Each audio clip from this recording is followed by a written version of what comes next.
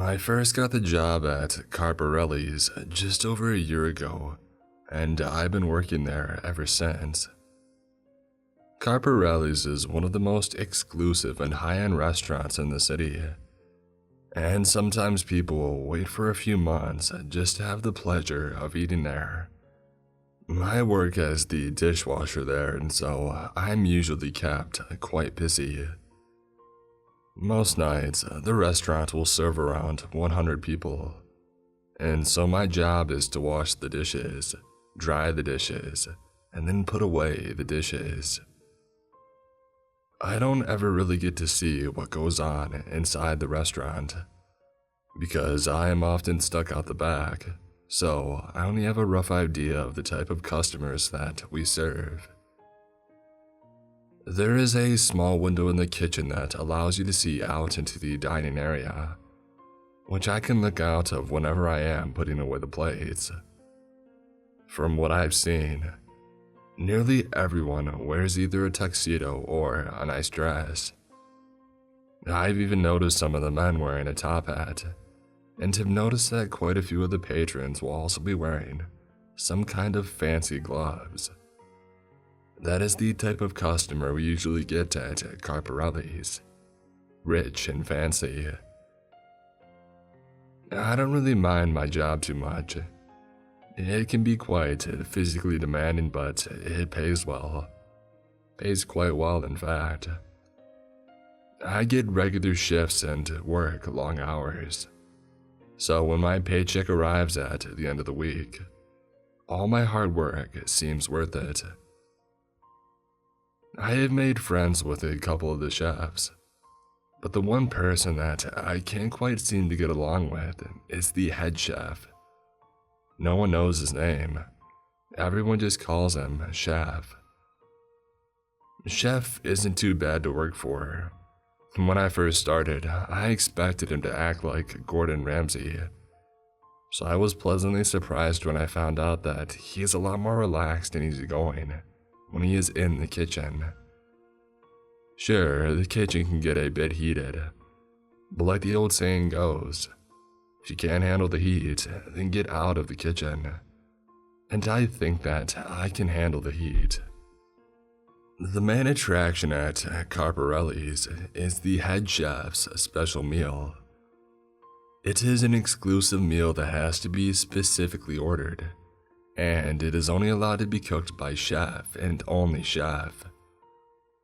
No one else is allowed to know what this meal is, and it is such a closely guarded secret that chef will actually go into another room to cook it. When he is cooking the exclusive meal, he will always keep the door closed so that no one can look in and see any of these secret ingredients and how the meal was cooked. So, last night, my shift began like any other. I get to work and start by cleaning any dishes that may have been built up throughout the day. Mainly dishes created from these chefs preparing for that night's service. I clean those until about 6 o'clock, and that is when service begins. It's usually about half an hour after that I begin cleaning the customers' plates and cutlery. So it was around 6:30 that the plates began to be brought in to be washed. So there I was, happily washing the plates in the sink, and then loading them into a large tray that would then be put inside the dishwasher. I picked up a large stack of plates that were waiting to be washed and placed them into the sink. While I was carrying the plates to the sink, I could feel that something was left on the plates, probably just a little bit of food. It is supposed to be the waiter's job to properly clean the plates of any food before I wash them. But tonight, there was a fairly new waiter working, so I excused the missed food on the plate and got to washing them. I had placed the large stack of plates into the full sink, submerging them into the water. I began with washing the top plate, and then placing it onto the tray that goes into the dishwasher. I repeated this with the next few plates. But then I felt something floating in the water. It must be the food that was left in the plate, I thought. I tried to ignore it, but would sometimes feel this small clump of food brush against my hand as I was washing the plates. And then it brushed up against my hand one more time. But this time, I noticed that it felt a bit strange. It was quite hard and fairly long. It didn't really feel like it was a bit of food. I decided to grab whatever it was, preparing to throw it straight into the bin. I reached down into the sink and found the mysterious floating object. I placed my fingers around whatever it was and I felt kind of strange.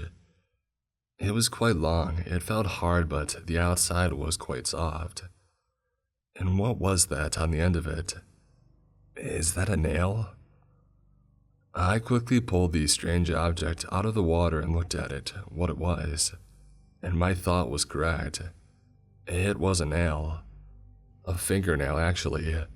And it was still attached to the rest of the finger. The long index finger had a large cut at one end of it, where it had been cut off from the rest of the hand. There was still a bit of blood coming out the end of it, but it was also because it had been submerged that it was beginning to wrinkle. As soon as I saw what it was, I let out a loud scream and dropped the finger back into the sink. My scream must have been quite loud because within a few seconds, the head chef was standing behind me, wanting to know what I was screaming about. "What the heck are you screaming about?" I heard Chef's voice say from behind me. "There's something in the sink. It's a finger. It's someone's finger," I replied. Even I could hear the fear and disgust in my own voice, and Chef must have heard it too, because he quickly tried to reassure me that it couldn't have been a finger that I had seen. "There's no way that it is a human finger in the sink," he said, trying his best to sound comforting. "Here, let me look at it for you."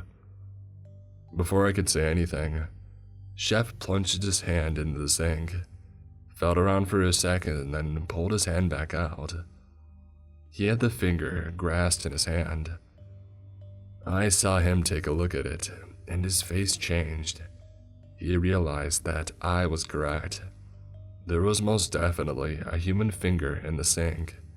He looked at it for a moment, and then he just said one sentence before he walked away, still holding on to the finger.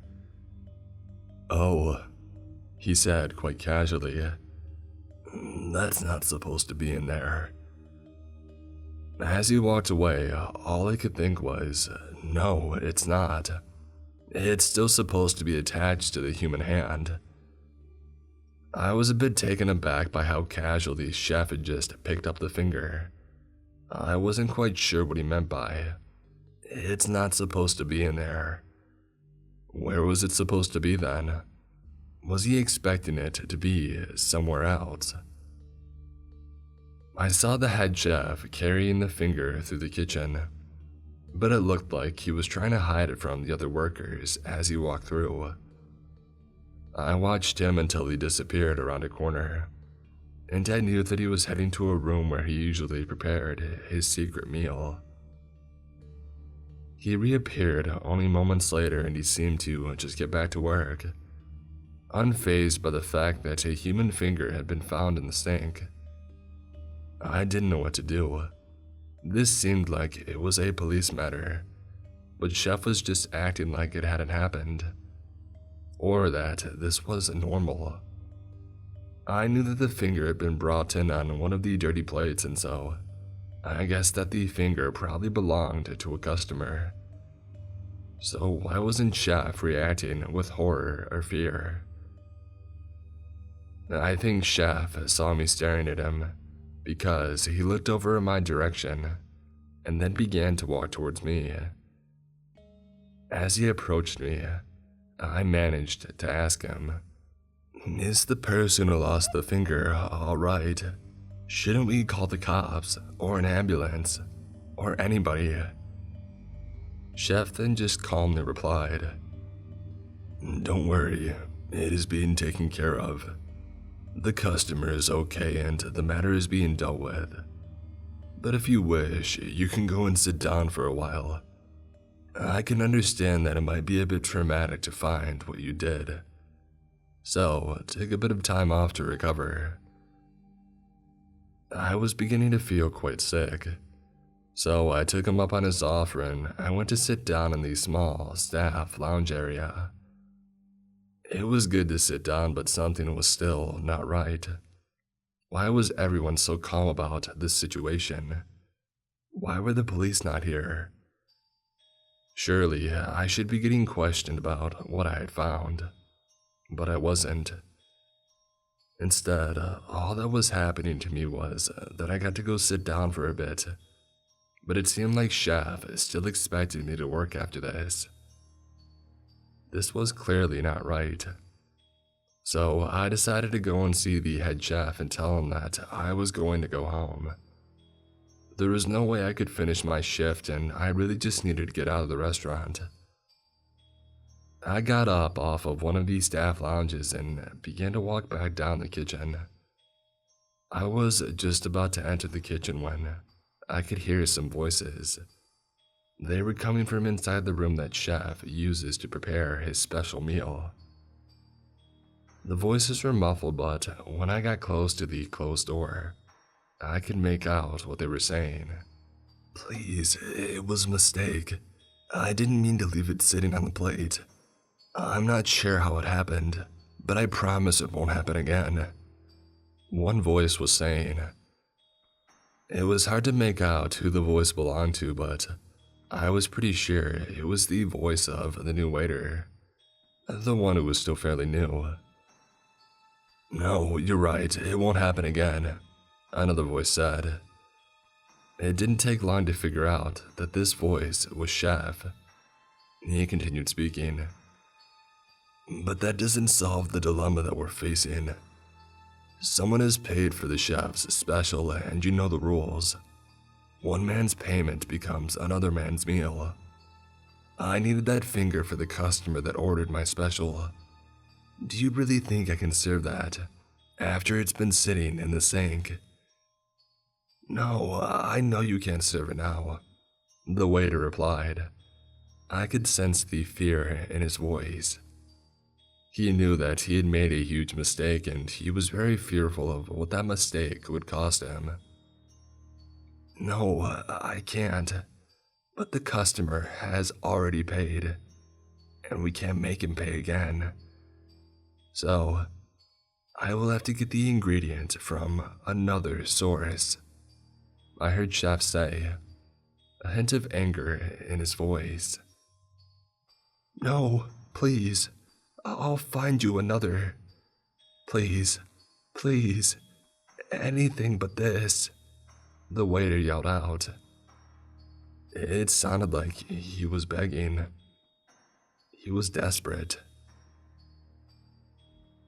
I then heard a scream come from the other side of the door. It was a scream of pure pain. The sound was muffled by the door, but because I was standing with my ear to the door, I heard it quite clearly. I then felt the fear rise throughout my body. My heart rate got faster and I felt the urge to run away. I hadn't quite processed what had happened on the other side of the door, but I knew that I wasn't supposed to hear what I just had. I felt my legs suddenly moving, and before I knew it, I was running through the kitchen. My flight response had kicked in. I kept on running through the kitchen and out one of these side doors that led outside. Before I got out of the kitchen, though, I ran past the small window that looked out into the dining area. The first thing I noticed when I glanced out the window was a fairly large group of people sitting at a table, all dressed in suits and dresses.